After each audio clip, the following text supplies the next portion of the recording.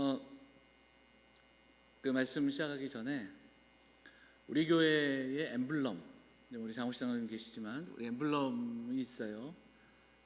자, 이게 우리 교회 모든 책자나 이렇게 교회 관련된 거에는 이 표시가 나가죠. 그 위에 보면 뭐라고 써 있습니까? 행동하는 믿음, 소망, 사랑의 공동체, 이렇게 되어 있습니다. 하나님의 교회를 사실 성경이 우리에게 이야기하는 세 가지, 믿음과 사랑, 소망과 사랑. 이 믿음, 소망, 사랑을 이렇게 생각해 보면 믿음이 우리 안에 심겨지면 사실 믿음은 심겨진다고 표현하거든요. 왜냐하면 믿음은 선물이니까. 그 믿음이 심겨질 때 그 믿음이 심겨진 삶에 어떤 삶으로 나아가냐면 사랑의 삶으로 나아가고, 그 사랑의 삶을 살아가는 사람들은 이 땅에서만 머무는 것이 아니라 소망을 가지고 살아갑니다. 그래서 이렇게 좀 따져보면 믿음, 사랑, 소망이 더 자연스럽지 않을까 그런 생각도 하는데요. 우리가 신앙생활을 하는 것은 이 믿음을 얻고 그리고 사랑의 삶을 살고 소망의 삶으로 나아가는 것, 이것을 이제 신앙생활의 모습이라 이렇게 이야기할 수 있습니다. 목회자로서 우리 성도들에게 바라고 또 기대하고 우리 교회에 대한 기대감 가운데 하나는 바로 이 행동하는 믿음, 소망, 사랑의 공동체가 되는 것일 겁니다. 고 옥하는 목사님께서 쓰신 평신도를 깨운다라는 책을 보면 하나님의 백성들의 그 자라남이 처음에는 그리스도를 알아가고, 두 번째는 그리스도와 함께 그리스도 안에서 성장하고 성숙해지고, 세 번째는 그리스도와 함께 친밀해가는 삶, 이 세 가지를 이야기합니다. 자, 그리스도를 알아가고 그리고 또한 그리스도 안에서 성장하고 그리스도 안에서 친밀해지는, 결국은 그리스도와의 동행하는 삶을 말씀하는 거죠. 사랑하는 영암의 성도들이 참 어렵고 힘든 한 해를 보내고 있고, 지금도 우리가 좀 힘겨운 시간들이지만 다시 한번 이 믿음, 소망, 사랑의 공동체 안에 우리가 살아가고 있음을 기억하면서 그리스도 안에서 그리스도를 알아가고 그리스도와 함께 성장하고 그리스도께서 주시는 은혜로 친밀함을 누리는 그런 성도들이 될 수 있기를 바랍니다. 자, 그 마음으로 사실은 요한복음을 좀 살펴보는데요. 요한복음을 시작할 때도 여러 번 나눴지만 요한복음을 쓴 그 목적 중에 하나가 바로 그리스도를 알게 함입니다. 요한복음 20장 말씀 다시 한번 기억해 보면 요한복음 20장 31절에서 요한은 이야기합니다. 오직 이것을 기록함은 너희로 예수께서 하나님의 아들 그리스도이심을 믿게 하려 함이요 너희로 믿고 이름을 힘입어 생명을 얻게 하려 함이라, 이렇게 말합니다. 믿음을 위하여, 더 믿고 그 믿음으로 생명을 얻는 그 자리로 나아가게 하기 위해 이것을 썼다, 이렇게 분명하게 밝힙니다. 요한복음의 목적입니다. 예수님이 누구신지를 믿게 하려 하기 위해. 그러니까 사실 우리 신앙이라는 것이, 신앙생활을 하면서 성경이 우리에게 들려주시는 말씀을 보면 이럴 때 어떻게 하고 이럴 때 어떻게 하고 이렇게 어떻게 살아라, 이런 말씀보다는 더 중요한 말씀이 뭐냐면 하나님이 누구시며 그리스도가 누구신가를 분명하게 밝힙니다. 왜냐하면 신앙은 무엇을 하는가보다 그 이전에 뭐가 있냐면 우리가 믿는 그 대상이 누구신가, 우리가 누구를 만났고 지금 그 누구를 우리가 믿는 그분은 누구신가, 이게 굉장히 중요하기 때문에 이게 먼저 선행되고, 우리의 신앙은 우리가 만난 그분, 우리가 믿는 그분을 만나고 믿을 때에 그분을 알아갈 때 그 알아감으로 인해 그 관계를 통해서 어떻게 살아야 되는지를 우리가 알게 되는 것, 그것이 어찌 보면 신앙의 원리이기 때문에 그렇습니다. 그리스도를 알아가고 그리스도 안에서 성숙해지고 그리스도와 친밀해지는 그 삶의 패턴, 그 모습이 바로 신앙의 여정의 모습이기 때문에 그렇습니다. 자, 몇 주 동안 나눈 요한복음 말씀 14장 이하의 말씀에서 예수님도 제자들에게 그런 기대를 갖고 계시지 않았는가. 제자들이 그렇게 그 주님을 알아가고 주님이 앞으로 하실 일들과 그 일들을 통해 주님을 다시 한번 깨닫고 그리고 주님 안에서 성숙해지고 그리스도와 함께 그 귀한 사명을 감당하는 제자들이 되기를 원하시는 마음이 담겨 있음을 보게 됩니다. 그런데 지난주에도 좀 나눴지만 여전히 깨닫지 못하고 여전히 주님의 말씀을 이해하지 못하는 제자들의 모습을 우리는 계속해서 봅니다. 지난주에 그런 말씀을 드렸습니다. 슬픔에 지배당한 때 어떤 말도 들리지 않고 어떤 위로도 우리에게 도전과 위로가 되지 않는 때가 있다. 그 슬픔에 지배를 당하는 때, 그때가 제자들의 모습이 아닌가, 그런 말씀도 드렸습니다. 사실 오늘 우리가 읽은 본문은 이 16장 16절 이하의 말씀에서 오늘 아까 읽으면서 느끼셨겠지만 제일 반복되는 게 조금 있으면이라는 말이 계속 반복됩니다. 사실은 하나의 문장이 굉장히 어려운 워딩으로 되어 있습니다. 어떻게 되어 있냐면 조금 있으면 나를 보지 못하겠고 조금 있으면 나를 보게 될 것이다. 조금 있으면 너희가 슬퍼하겠지만 조금 있으면 기뻐하리라. 굉장히 사실은 좀 이상한 구조의 이야기이기 때문에 어렵습니다. 그래서 오늘 제자들이 굉장히 어려워하는 장면이죠. 사실 우리가 이제 그 조금 있으면에 대한 내용은 다음 주에 살펴보게 될 텐데, 근데 이번 한 주 동안 이 16장 말씀을 읽고 그리고 앞선 14장, 15장, 16장 말씀을 좀 다시 읽어가면서 어떤 묵상을 하게 되는가? 바로 제자들의 모습입니다. 여전히 알지 못하는 그 제자들의 모습, 그리고 주님 앞에 다가가지 못하는 제자들의 모습 속에 우리들의 모습이, 저와 여러분의 모습이 투영되어 있지 않은가. 지난 한 해 동안 참 어렵고 힘든 시기를 우리가 보내고 있고, 그럼에도 불구하고 한 발 한 발, 한 걸음 한 걸음 여기까지 왔는데, 그런 가운데 정말 우리는 이 시기와 이 상황과 이 모든 문제들 속에 우리는 정말 이 시기를 향한, 우리를 향한 하나님의 뜻을 좀 더 알아가고 알기 위해 무엇을 하고 있는가.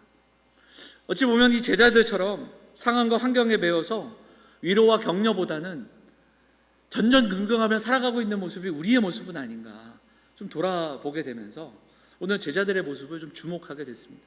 그래서 원래 강해 설교는 본문을 같이 읽어 나가며 구절 그 뜻을 이해하는데, 오늘은 조금은 멈춰서서 예수님께 묻지 못하는 제자들의 모습을 좀 우리가 함께 생각해보고 그리고 함께 좀 묵상을 해보기를 원합니다. 자, 16장 5절 6절을 먼저 한번 읽어보도록 하겠습니다. 16장 5절과 6절입니다. 같이 한번 읽어볼까요? 같이 읽겠습니다. 시작. 지금 내가 나를 보내신 이에게로 가는데 너희 중에서 나더러 어디로 가는지 묻는 자가 없고 도리어 내가 이 말을 함으로 너희 마음에 근심이 가득하여도다. 예수님이 제자들에게 말씀하십니다. 여기서 보면 예수님 말씀을 이해하지 못하면서 묻지 않는 거예요. 그러니까 예수님이 뭐라고 말씀하시죠?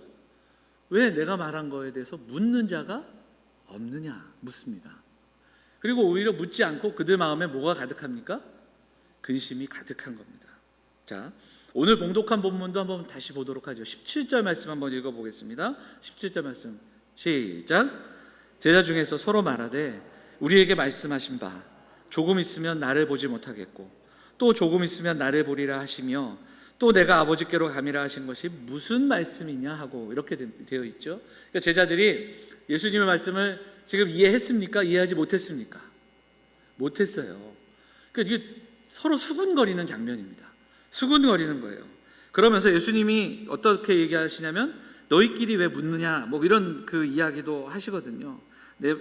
조금 있으면 나를 보리 하면서 서로 문의하느냐 뭐 이런 구절이 나와요. 그러니까 서로 지금 묻고 있는 거예요. 서로 그냥 수군거리고 있는 겁니다. 알지 못하고 알아듣지 못하는데 정작 그 말씀을 하시고 그들 앞에 있는 주님께는 나아가지 못하고 묻지 못하는 제자들의 모습이 오늘 본문 가득히 우리에게 보여지고 있는 겁니다. 여러분, 그러면 한번 여쭤볼게요. 궁금할 때 어떻게 하면 됩니까? 궁금하면 어떻게 하면 됩니까? 물어보면 되죠. 물어보면 됩니다. 그런데 예수님이 지금 오죽 답답하시면 왜 묻는 자가 없냐고 말씀하시겠어요. 그러니까 묻지 않는 겁니다. 답답하게 모르면서도 묻지 않고 질문하지 않는 겁니다. 사실은 조금 달리 생각해 보면 질문한다는 것도 사실 쉬운 일은 아닙니다.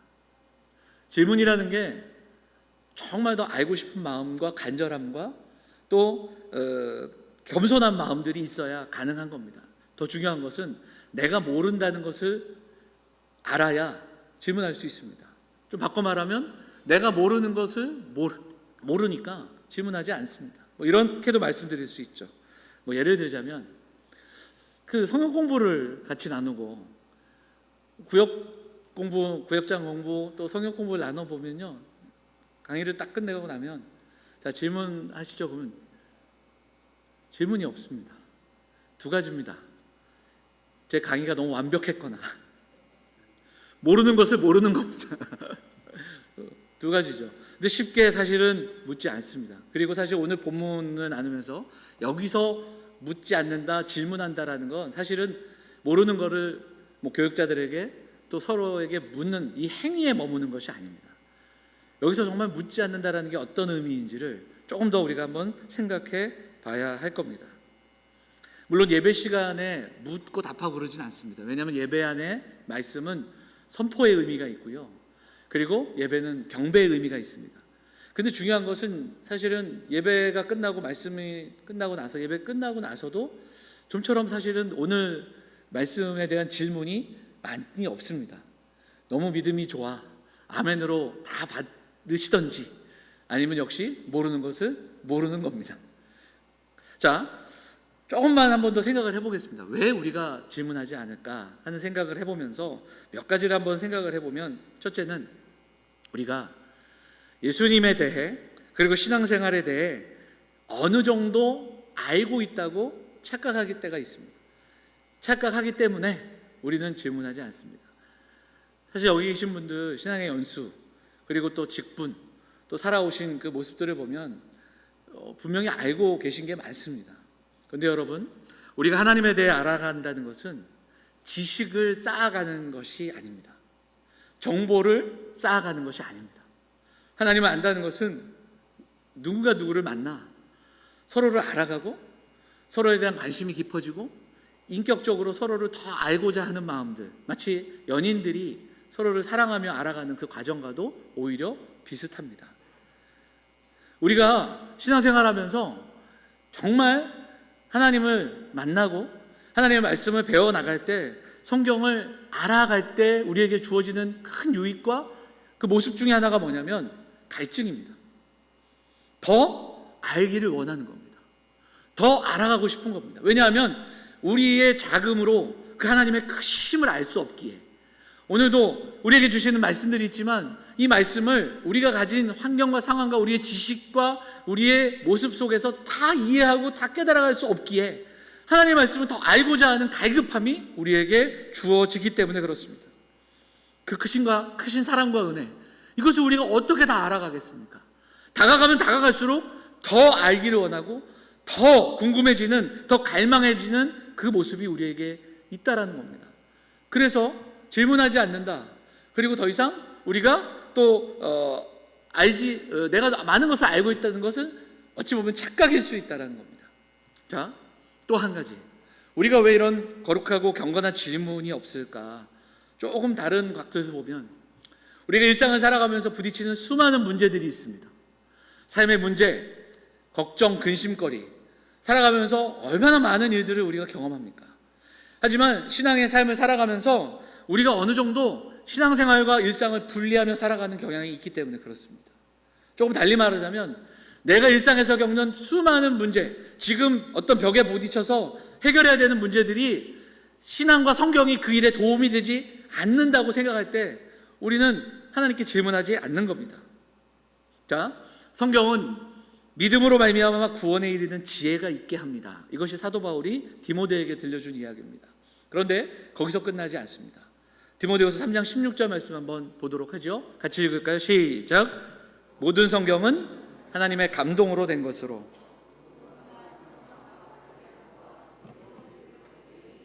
하나님의 감동으로 된 성경이 교훈과 책망과 바르게 함과 의로 교육하기에 유익하다고 말씀하고 있습니다.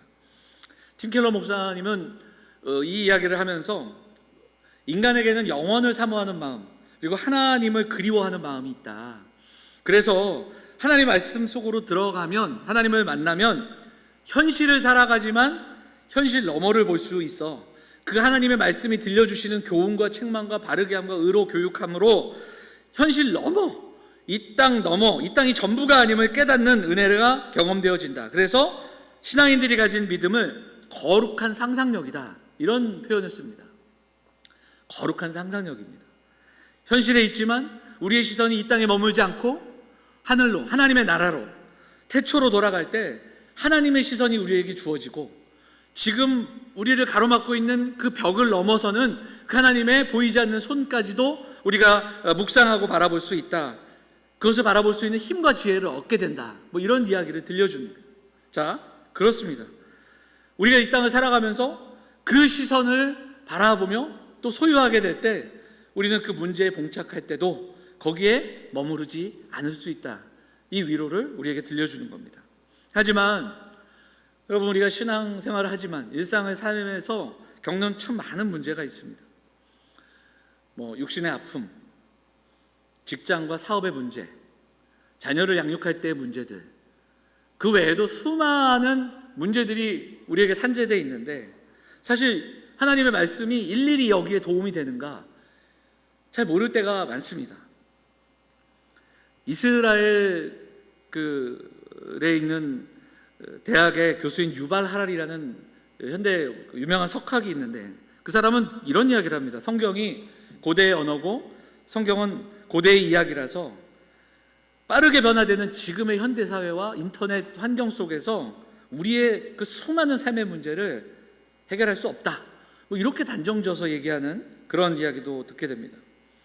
하지만 여러분, 그렇습니까? 과연 그런가? 그렇지 않습니다. 조금 전 말씀드렸던 대로 성경은 우리에게 거룩한 상상력을 부여합니다. 하나님의 시선을 우리가 소유하게 될 때 그 문제 너머에 하나님의 일하심을 바라볼 수 있는 겁니다.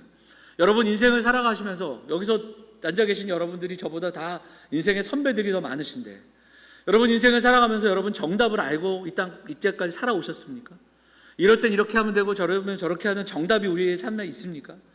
똑같은 문제도 가정마다 다르게 풀어가고 똑같은 상황 속에서도 그 상황들을 다르게 해석하면서 이겨내는 수많은 사람들의 이야기를 듣습니다.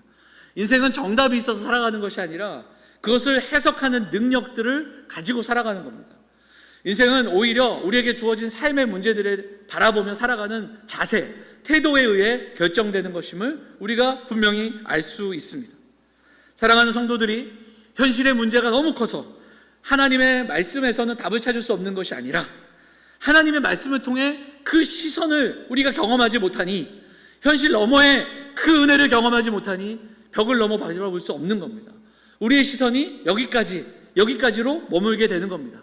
그래서 우리의 기도 제목도 너무너무 협소하게 되고 또 우리의 삶의 문제들 속에서 탄식과 그리고 또한 불평과 원망이 먼저 가득할 수밖에 없는 그런 삶을 살아가는 것이 어찌 보면 오늘날 우리들의 모습이 아닌가, 현실에 지배당하는 우리들의 모습을 돌아보게 됩니다. 자, 한 가지 더. 이제 이 세 번째는 오늘 제자들의 모습을 통해서 볼 수 있는데요. 우리가 삶을 살아가면서 경건한 질문이 없는 이유 중에 하나는 우리가 스스로 답을 가지고 있기 때문입니다. 조금 바꿔 말하자면 하나님의 말씀이 우리에게 주시는 그 답을 받아들일 준비가 되지 않은 겁니다. 자, 16장 12절 말씀 보면 내가 아직도 너희에게 이를 것이 많으나 지금은 너희가 감당하지 못하리라. 너희가 감당하지 못하리라라는 말씀이 나옵니다. 이거 표현과도 같은 의미입니다. 제자들은 마음이 고정되어 있고 제자들은 이미 예수님을 통해서 기대하는 바가 있습니다. 예수님과 함께 가고자 하는 그곳이 있었습니다. 그런데 정작 예수님은 이제 떠나시는 얘기를 하시고 죽으심을 이야기하고 고난에 대해서 이야기합니다. 자신들이 원하는 결론으로 나아가지 않을 때 오히려 자신들에게는 자신들이 생각하지 못했던 또 다른 순종과 헌신이 요구될 때 그 말씀을 답으로 받아들이기 힘든 겁니다. 자, 성경을 보면 여기에 그 비슷한 사람, 예가 되는 한 사람의 이야기가 나오는데 마태복음 19장입니다. 마태복음 19장에 보면 한 청년이 예수님을 찾아와 이야기합니다. 그리고 청년이 이야기하는 그 이야기는 질문인데요, 아주 경건한 질문입니다. 자, 마태복음 19장 16절 말씀 한번 볼까요? 같이 읽도록 하겠습니다. 같이 읽겠습니다. 시작. 어떤 사람이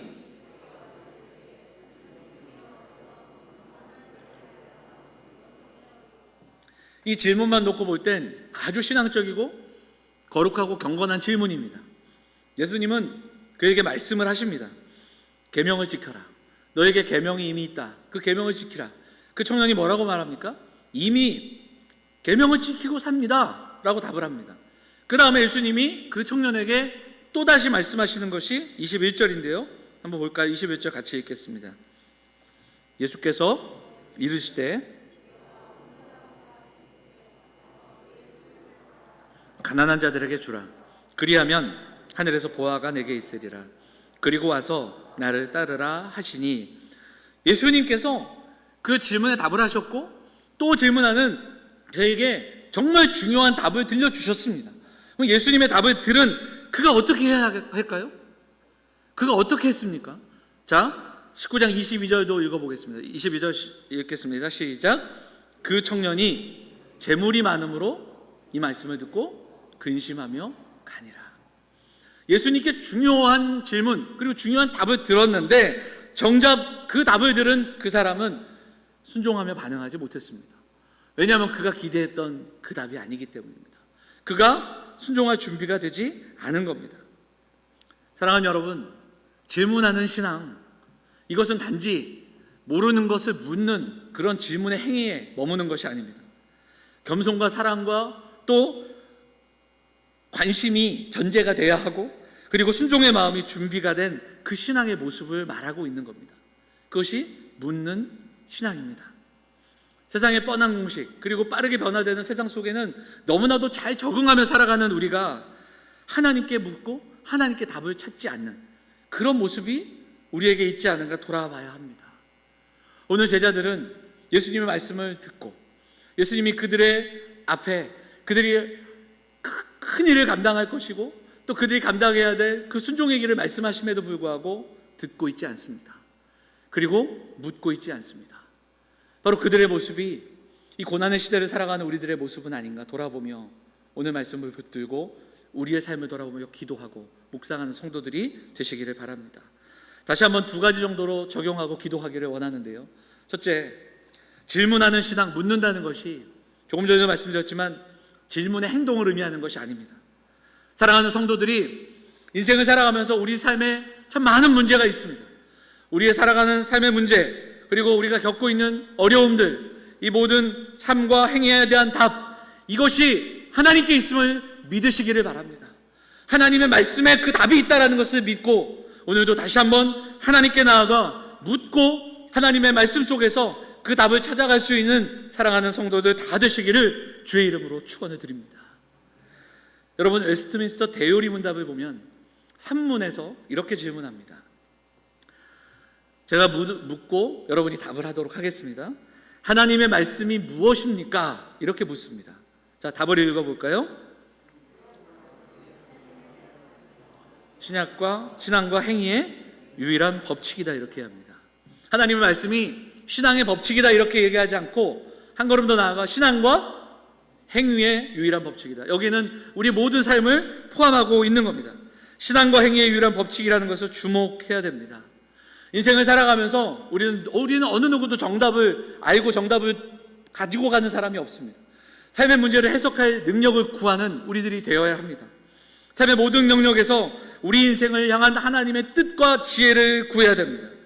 피조물이 창조주에게 인생의 목적을 묻는 것이 당연하고 그 창조주의 말씀 안에서 우리의 삶을 찾아가는 것이 당연합니다. 요한복음에 보면 앞서 말씀드렸던 그 부자 청년과는 다른 예수님께 나와 질문하는 한 사람을 또한 우리는 기억해 볼 수 있습니다. 그 사람의 이름은 니고데모였습니다. 니고데모는 유대인의 지도자고 율법 교사였습니다. 젊은 날에 남들 보기에는 성공하고 남부러울 것이 없는 그가 정말 그 삶에 많은 그 아픔 그리고 또 풀리지 않은 공허함과 질문이 있었습니다. 그런데 그는 예수님께 나아옵니다. 어느 누구도 예수님을 찾아가지 않는 그때 더구나 그런 삶을 살아가던 사람들이 예수님을 오히려 학대하고 예수님을 핍박하고 죽이려고 하던 그때 그는 예수님께 찾아가 그 질문을 합니다.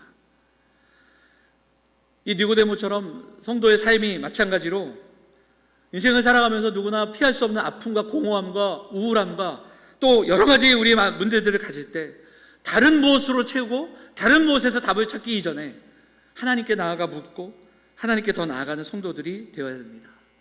요한복음 3장을 보면 니고데모가 예수님의 말씀을 듣습니다. 물론 그 3장을 이제 한번 나중에 오늘 끝나고 찾아보시면 그럼 니고데모가 어떻게 반응하는가 그 이야기가 자세하게 기록되어 있지는 않습니다.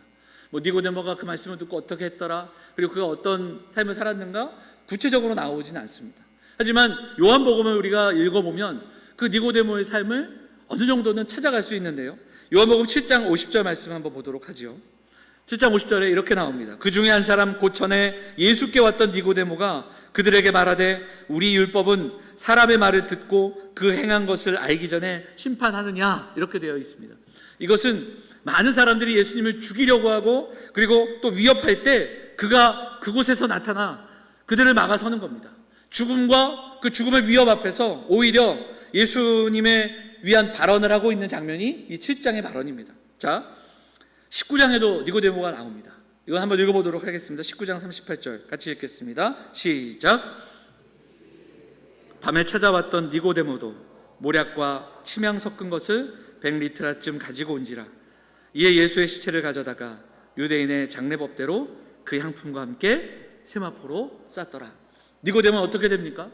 니고데모는 제자들이 떠난 그 예수님의 쓸쓸한 장례를 아리마대 요셉과 함께 이 장례를 치릅니다. 그리고 요셉과 더불어 헌신합니다. 인생의 질문을 가지고 주님께 나와 그 답을 듣고 그 답으로 살아갔던 한 사람, 끝까지 예수님 곁에 머물고 그리고 이후에도 그 길을 걸어간 한 사람의 이야기를 우리가 묵상해 볼 수 있습니다. 사랑하는 영험의 성도들이 수많은 문제가 있는 인생을 살아갑니다.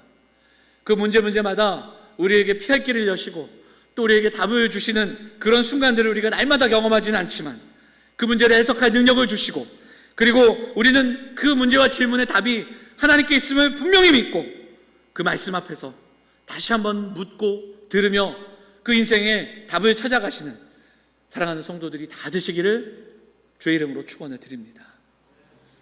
한 가지만 더 우리가 좀 묵상하며 기도하기 원하는 것은 또 오늘 또 말씀드린 내용입니다.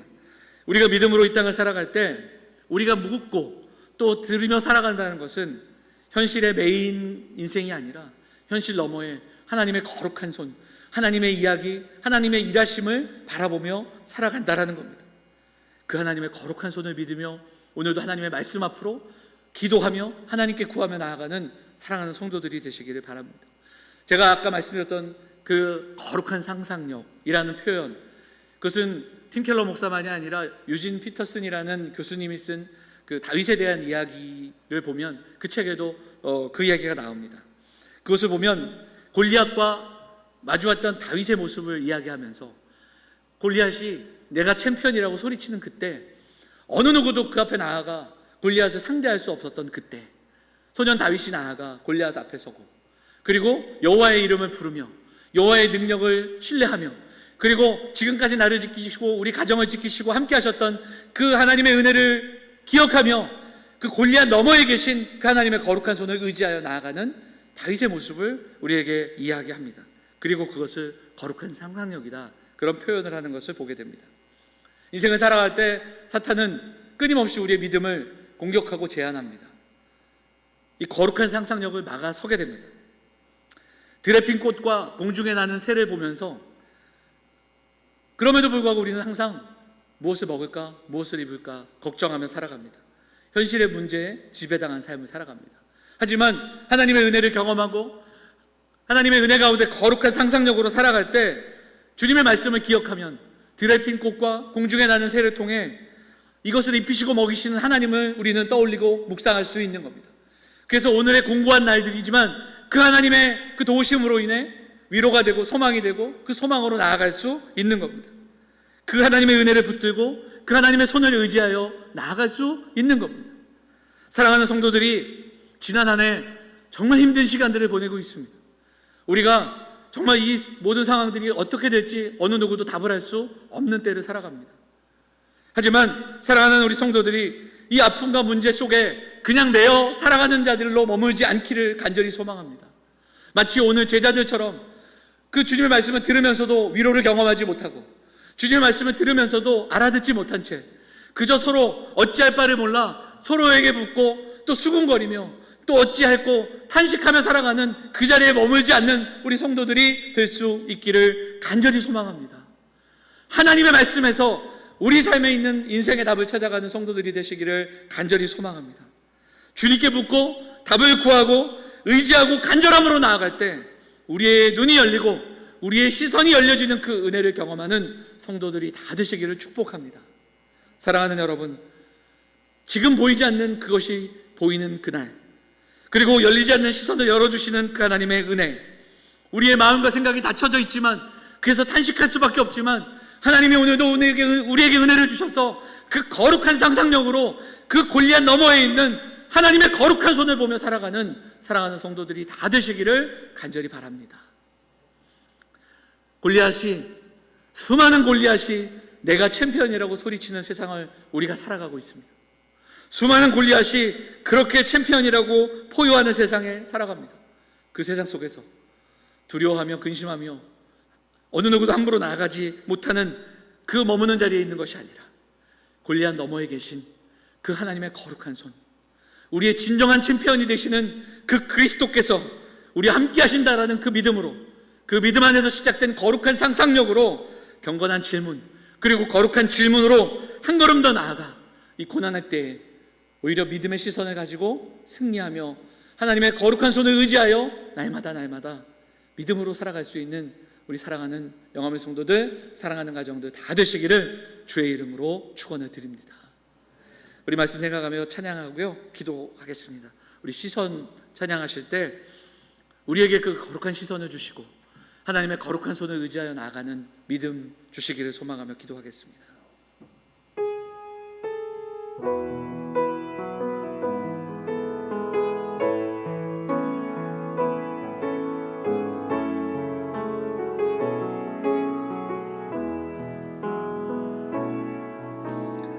내게로부터 눈을 들어 주를 보기 시작할 때 이를 보겠네. 내 작은 마음도 돌이키사 하늘에 꿈꾸게 하네. 주님을 볼 때 성령이 나 우리에게 믿음 주심으로 우리의 닫혀진 눈이 열리고 보이지 않는 것을 보게 하여 주시고 거룩한 질문으로, 거룩한 물음으로 하나님께도 한 걸음 나아가 하나님께 묻고 하나님께 듣는 우리와 우리의 가정, 우리의 자녀들 되게 해달라고 우리 같이 말씀 붙들고 기도하도록 하겠습니다. 같이 함께 기도하겠습니다. 사랑과 은혜가 풍성하신 하나님, 오늘도 함께 나아가 기도하는 사랑하는 성도들에게 은혜를 더하여 주시고 하나님 이 땅을 살아가면서 겪는 수많은 문제 앞에 하나님 주시는 시선으로 그 문제를 해석할 능력으로 하나님의 시선을 바라보며 하나님의 일하심을 바라보며 나아가는 성도들이 될 수 있도록 인도하여 주옵소서. 하나님의 거룩한 손을 경험할 수 있도록, 하나님의 도우심을 날마다 기억할 수 있도록, 하나님 우리를 지키시는 그 하나님의 음성을 들으며 하나님께서 주시는 그 인생의 답을 찾아가며 살아가는 인생들이 될 수 있도록 하나님 인도하여 주옵소서. 참 어렵고 힘든 때를 살아갑니다. 하지만 여기까지 인도하신 하나님께 감사함으로 나아가게 하시고 우리 육신의 문제, 우리 가정의 문제, 우리 자녀의 문제들이 하나님 주께서 주시는 마음으로 이겨내고 인내하고 또 바라보고 또 하나님 이겨내는 사랑하는 성도들이 될 수 있도록 하나님 인도하여 주옵소서. 예배하며 나아가는 발걸음 이 한 주도 그 예배자의 삶을 포기하지 않으며 살아가는 성도들이 될 수 있도록 하나님 인도하여 주옵소서. 사랑과 은혜가 풍성하신 하나님 아버지, 오늘도 함께 예배하며 주의 은혜를 구하며 나아가는 성도들에게 하나님 힘과 용기를 주시고 하나님 날마다 주시는 삶의 그 은혜가 있게 하시고 예배의 삶, 예배자의 삶을 포기하지 않으며 주님과 동행하며 살아가는 성도들이 될 수 있도록 하나님 인도하여 주옵소서. 오늘도 우리의 삶을 돌아보며 나아갑니다. 우리의 탄식과 아픔을 다른 어떤 것으로 채우려 하지 않으며 하나님의 은혜로 채워가는 인생들, 주의 말씀을 듣고 깨닫고 다시 묻고 기도하며 그리고 주께서 주시는 그 능력으로 우리의 삶을 해석하고 이겨내고 인내하며 살아가는 성도들이 다 될 수 있도록 인도하여 주옵소서. 인생의 아픔과 문제와 여러 가지 상황들을 엉뚱한 곳에서 답을 찾지 않도록 인도하여 주시고 하나님께 묻고 하나님의 은혜를 경험하며 한 걸음 나아가는 성도들이 다 될 수 있도록 인도하여 주옵소서. 우리의 오늘이 당연한 것이 아님을 고백합니다. 고난과 어려운 때를 살아가며 오히려 성도들이 하늘의 지혜를 경험하게 하시고 하나님이 주시는 소망으로 살아가게 하시고 하나님의 은혜를 붙들며 살아가는 우리 영암에 속한 모든 성도들이 다 될 수 있도록 인도하여 주옵소서. 사랑하는 성도들, 또 육신의 아픔으로 기도하는 우리 환우들, 그리고 또한 군에 있는 자녀들, 또 멀리 있는 자녀들과 가족들을 위해 기도하는 성도들의 기도를 들어 응답하여 주시고, 특별히 육신의 아픔으로 기도하는 우리 성도들에게, 우리 환우들에게 회복과 치유의 은혜를 더하여 주옵소서. 수술 이후에 회복되는 우리 성도들에게는 믿음과 용기와 힘을 주시고, 그래서 더욱더 회복됨으로 하나님 앞에 감사함으로 나아가는 가정들이 될 수 있도록 하나님 인도하여 주옵소서. 연로하신 어른들 붙들어 주시고, 참으로 힘겹고 외로운 시기이지만 오히려 세상이 줄 수 없는 그 하나님이 주시는 위로와 소망을 날마다 경험하며 살아가는 우리 성도들, 우리 어른들 되실 수 있도록 인도하여 주옵소서. 오늘도 예배하며 마음과 정성을 다해 예배하고 삶을 결단하고 예물을 드리는 손길의 은혜를 더하여 주시고, 여러 가지로 힘들고 어려운 때를 살아가는 성도들이 경제적으로 어렵지 않도록 저들의 사업과 또한 직장과 일터와 학업 위에 하나님 은혜를 더하여 주시고 함께하여 주옵소서. 우리에게 주어진 이 삶의 문제들을 다 알 수 없는 그런 시대를 살아가지만 하나님의 선하신 뜻을 붙들고 오늘도 그 하나님께 답이 있음을 믿고 한 걸음 한 걸음 더 나아가는 우리 사랑하는 성도들이 될 수 있도록, 이 한 주도 그런 믿음의 발걸음을 걸어가는 성도들이 될 수 있도록 인도하여 주옵소서. 이 모든 말씀 우리 원하신 예수 그리스도의 이름으로 감사하며 기도하옵나이다. 아멘. 찬송가 540장 함께 찬송하겠습니다.